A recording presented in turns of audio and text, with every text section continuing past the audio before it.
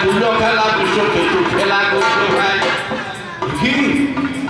বিশ্বকুটি যে বিশ্বকুটিকে কাটলাম সেই বিশ্বকুটি খেলা করছে আসল না চিমটি দিয়ে চলছে বাবা তো আসল তো বাবা ছেলে বলে বলে নিয়ে ঘর ভিতরে গেল তাকে ব্রাহ্মণ আর ঘরে দেখো কথা শুনিয়ে চলো বলে পরে থেকে বাজানো বাঁশরি বাজাই বলে কর্ণ তখন বলে কর্ণ বলতে তুমি তোমার আমি স্বয়ং গোবিন্দ তোমার দান পরীক্ষা করতে এসেছিলাম আজ থেকে তোমার জীবন হলো ধন্য আজ থেকে তোমায় বলবে সবাই দাতা কর্ণ তোমায় দাতা কর্ণ আমি এইখানে দেখলাম আমি তোমার দানে আমি সন্তুষ্ট হইলাম তোমার দানে আমি সন্তুষ্ট হলাম মাননীয় শ্রী সমাজ সেই কর্ণ যে কর্ণ নিজের ছেলে দেখেছে ব্রাহ্মণের সেবা দিয়েছে স্বয়ং ভগবানকে আজ ব্রাহ্মণ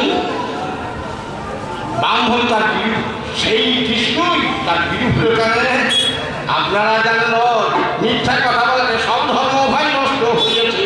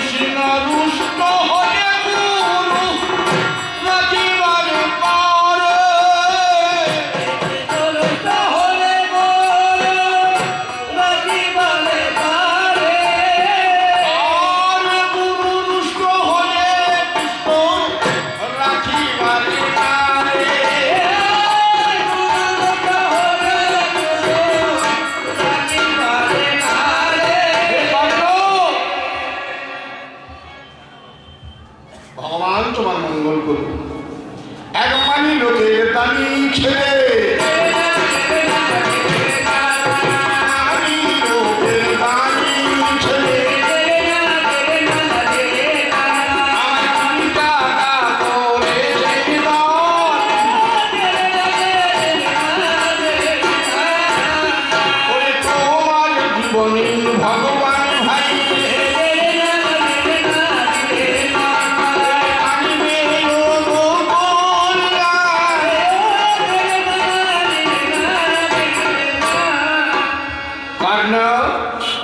তুমি যেদিন দান করেছিলে সেদিন তোমার ধর্ম হয়েছিল যেদিন তুমি মিথ্যা কথা বলে গুরুকে জাতি গোপন করেছ সেদিন তুমি গুরু অভিশাপ পেয়েছ তোমার সব ধর্ম নষ্ট হয়ে গেছে তোমার সব ধর্ম ভাই নষ্ট হয়েছে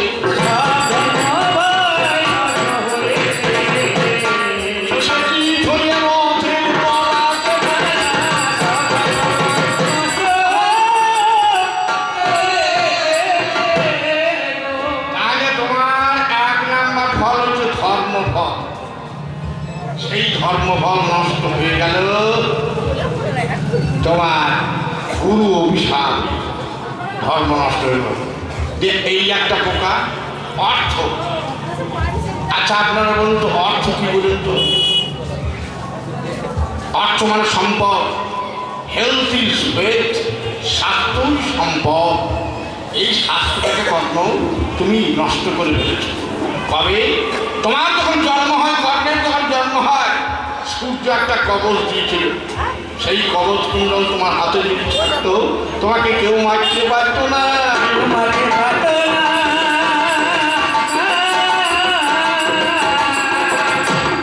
কবচ কুণ্ডল কোথায় কর্ণ আপনারা জানেন দাতা কর্ণ নাম দিতে গিয়েছি দেবরাজ ইন্দ্র করিল গমন কর্ণের দাঁড়িয়ে সে দিল দর্শন কর্ণ বলে ইন্দ্রদেবে কিবা তুমি দেবে ইন্দ্রদেবের কথা তখন কথা বলে ভেবে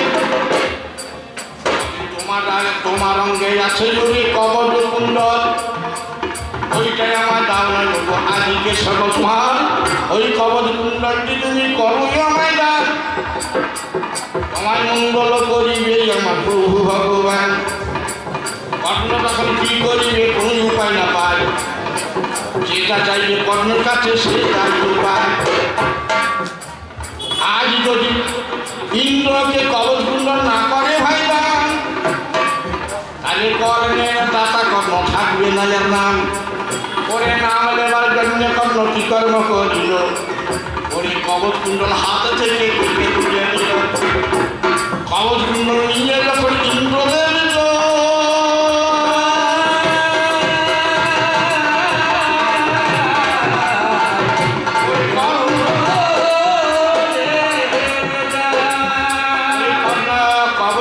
নিয়ে যখন ইন্দ্রদেব যায়, আমার ঘরে গিয়ে কর্ণ তখন পায়েতে জড়ায়। বলছি ইন্দ্রদেব, আমি তোমার কাছে একটু ভিক্ষা চাই। বলছি কি ভিক্ষা? তোমাকে আমি কবচকুণ্ডল দান করেছিলাম, আমার সর্বস্ব চলে গিয়েছে, তুমি একটা পান আমাকে দাও। আমি যাকে মারবো, দেবতা দানব দুঃখ দুঃখ যাকে মারবো সে যেন মরে যায়। হ্যাঁ, দেবরাজ ইন্দ্র একটা পান দিল, কি বলে এই পানটি তুমি যাকে মারবে সেই একজনা মরবে। এটা একাঘাতি বান রে,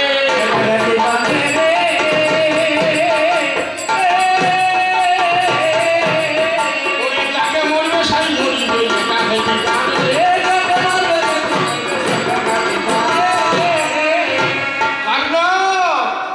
সে বানটো তোমার কাছে আসি নাই। কালকে ঘটোৎকচের সঙ্গে যুদ্ধে তোমার সেই একাঘাতি বান মেরেছ ঘটোৎকচকে। ঘটোৎকচ মরে গেছে, আর তোমার কিছু নাই। তোমার জন্মগত কবচকুণ্ডল নাই, তোমার গুরুর অভিশাপ আছে। তুমি জন্মমাত্র মায়ের দুধ খাও না। হ্যাঁ, তোমার সেই দিন তোমার দেহ সম্পদ চলে গেছে। এটা 2 নম্বর পোকা ভাই।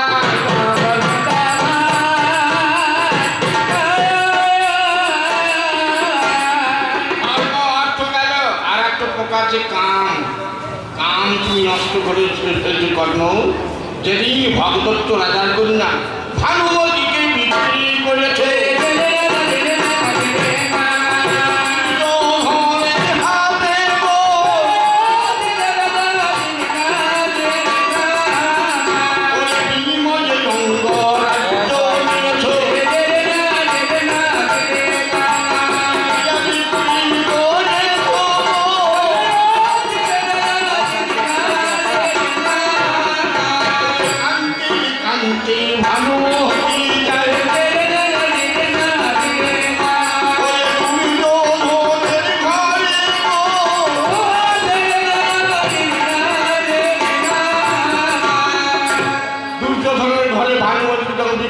কাঁদতে কাঁদতে যাচ্ছে, আর ভানুমতি বলছে হে গোবিন্দ বিচার করো।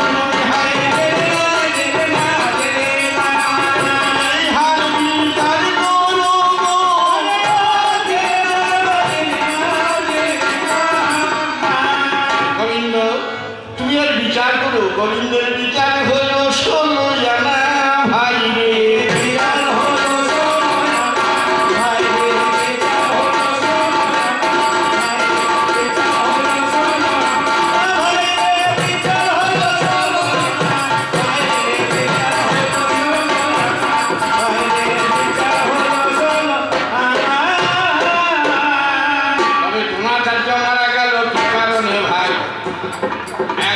অর্জুনকে সঙ্গে নিয়ে বনমাঝে যায়। বনমাঝে গেছিল, যখন যেতেছিল একটা কুকুর তখন ঘেউ ঘেউ করে, একটা কুকুর ঘেউ ঘেউ করে যাচ্ছে। একলব্য হিরণ্য বেঁধেছিল, একলব্য বনের মাঝে বসে আছে। এমন একটা বান উপর থেকে মেরেছে যে একটা তীর এসে মুখে লেগেছে, কিন্তু রক্ত পড়ে না। মুখে লেগে আজকে বাঘ বন্ধ হয়ে গেল, কুকুরের ঘেউ বন্ধ হয়ে গেল। অর্জুন বলছে গুরুদেব, এই তীরটা কি ছাড়ছে না, তাহলে কি আঠাতে আছে? গুরুদেব বলছে এটা একটা বান ওঠে। তা এই বান তো কে মারলে? চল দেখি। দেখতে যাচ্ছে, তখন দেখি হিরণ্য ব্যাধের ছেলে একলব্য। বলছে এসে গুরুদেব। বলছে কে রে তুই? বলছে আমি ব্যাধের ছেলে একলব্য। এই কোন গুরুর কাছে শিখলি? তাহলে ওই দেখুন দোনের ছবি খানকে এঁকেই তার কাছে শিক্ষা করেছে। দোনের তখন অহংকার বেরিয়ে গেছে, ওই স্যার দ্রোণাচার্য তো গুরু। হ্যাঁ, আপনি আমার গুরু। অজ্ঞান অতি বীরো হে গুরু নাশ করো জ্ঞান অঞ্জন দয়নি দান।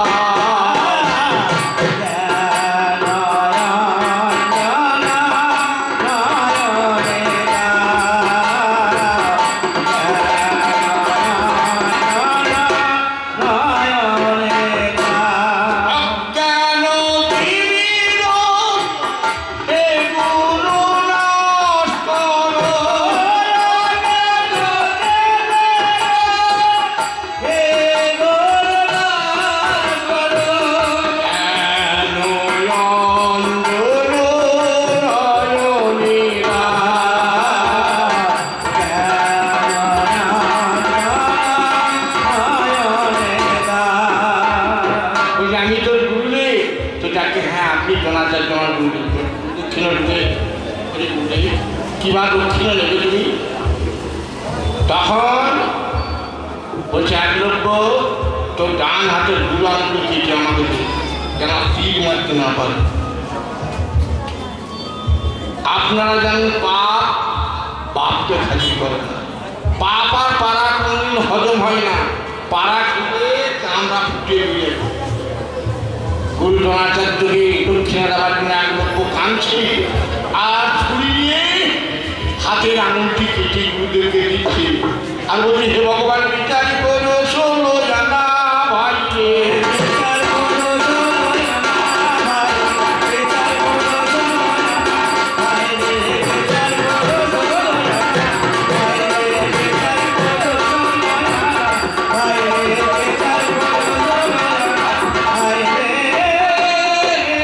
মাননীয় সুরী সমাজ, ভগবানের ষোলো আনা বিচার।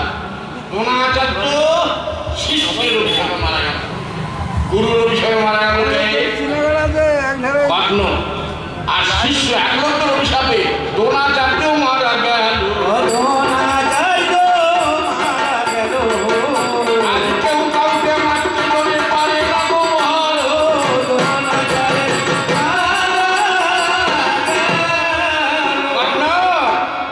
আমাকে শ্রীকৃষ্ণ বলছে কেউ কাউকে মারতে পারে না, মানুষ নিজে নিজেই মরে। এবার বিশ্বকাল মারা গেল আমার কাছে শোনো, আমি বিশ্বরূপ ওরে ভাই পরিচিত শোনো বলে কোনোভাবে বিশ্ব হয় প্রাণে মারা যায়।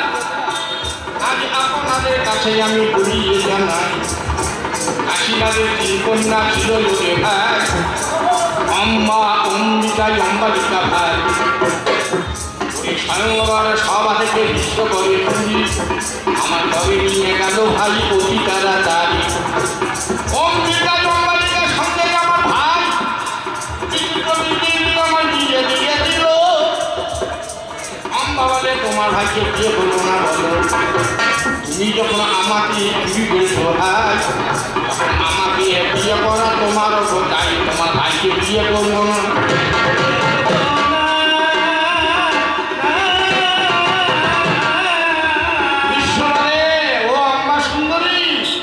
আমি বাবার বিয়ে দেখি আমি দিয়েছি যে ভাই, আমি শুধু আমি প্রতিজ্ঞা করি জীবনকে বিয়ে করবো না। আমার দেবব্রত নাম ছিল জগতের লোক জানে, আমি ভীষণ প্রতিজ্ঞা করি শুনে যাও পুরাণে।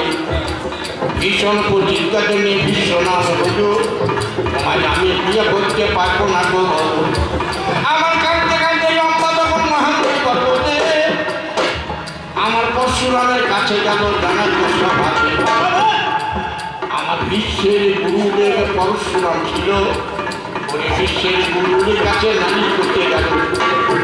গুরু পরশুরামের কাছে বলছে অম্বা বলছে তোমার শিষ্য আমাকে চুরি করে নিয়েছে বিয়ে করছে, আমার জীবনটা নষ্ট করে দিয়েছে, তো তাই নাকি চলো। বিশ্ব বলছে বিশ্বের মেয়েদের চুরি করছো, হ্যাঁ বিয়ে করো। ওই ভাইয়ের সঙ্গে ওই ভাইয়ের সঙ্গে তুমি বিয়ে করো। আপনি তো জানেন আমার বাবার বিয়ে যখন কি সত্যবতীর সঙ্গে তখন আমি ভীষণ প্রতীক্ষা করেছিলাম গঙ্গা। আমার নাম ছিল দেবব্রত। ভীষণ প্রতিজ্ঞার জন্য আমার নাম হলো ভীষ্ম। আমি বিয়ে করতে পারবো না।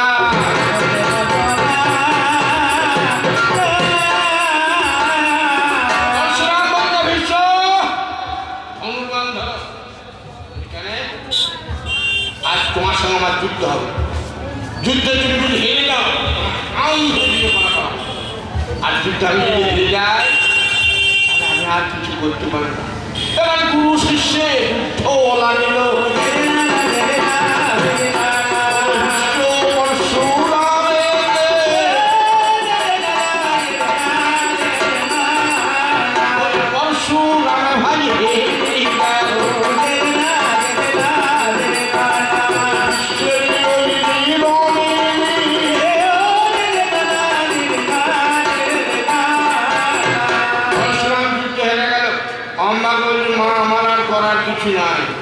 अम्मा तक महेंद्र पर्वत गए सीता प्रज्वलित करे परशुरामेर सामने झाँप दिए आगुने झाँप दिए बोल और सेदिन बोले हे भगवान आमी ओई भीष्मेर हब मृत्युर कारण।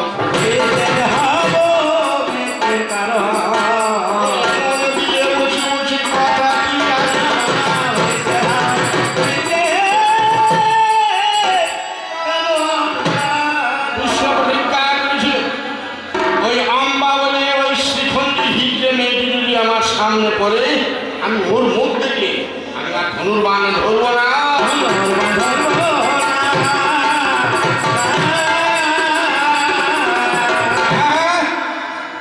ভীষ্মের সঙ্গে যখন যুদ্ধ হয় অর্জুন যখন বাণ মেরেছে তখন দেখছে শ্রীখণ্ডী দাঁড়িয়ে আছে। শ্রীখণ্ডীকে দেখে ধনুর্বাণ ত্যাগ করে দিয়েছে। ভীষ্ম বলছে আমি আর যুদ্ধ করবো না।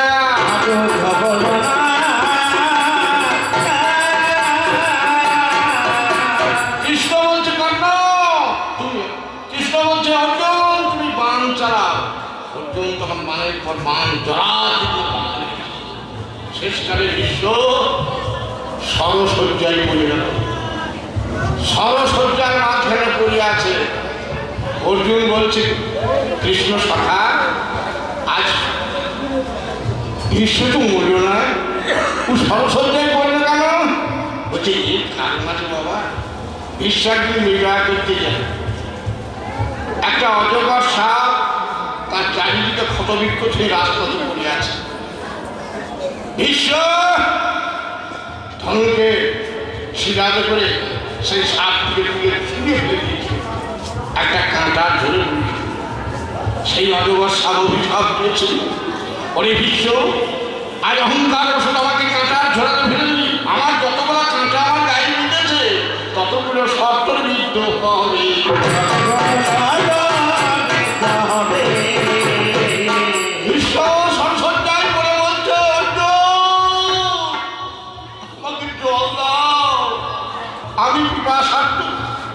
দুর্যোধন সোনার সিঙ্গারে করে জল নিয়ে যাচ্ছে। বলছে এই জল খাবো না, অর্জুনকে ডাকো। অর্জুন বলছে জল খাবি পিতামহ? বলছে হ্যাঁ বাবা জল দাও। আমি এখন মরবো না, আমি 42 দিন থাকবো।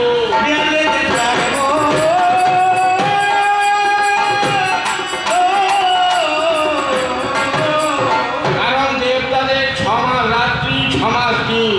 রাতের বেলায় মরলে পরে স্বর্গের দুয়ার বন্ধ থাকবে। আমি দেবতাদের দিনের বেলায় মরব।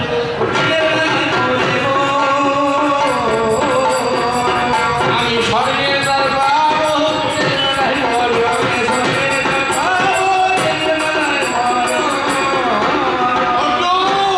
তখন সবারই সাক্ষাতে কৃষ্ণ বলছে যত্ন পাতালে ভগবতীর যন্ত্র অর্জুন তখন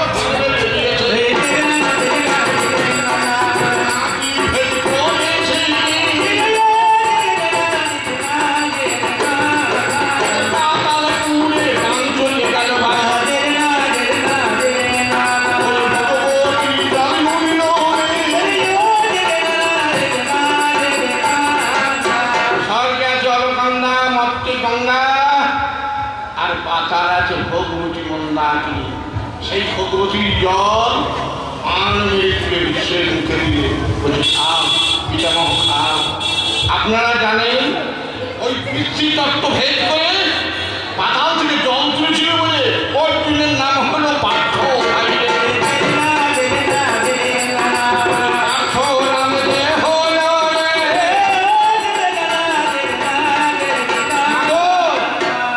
অর্জুন অনেক নাম পেয়েছে, অনেক নাম অর্জন করেছে বলে ওর নাম হয়েছে অর্জুন। অর্জুনের নাম হলো গুরাকেশ ভাই।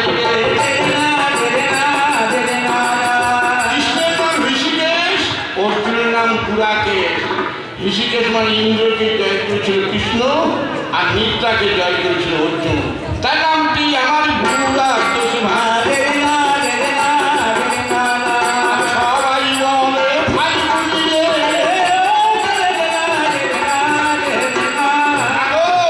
উত্তর ফাল্গুনী নক্ষত্রেই অর্জুনের জন্ম। তাই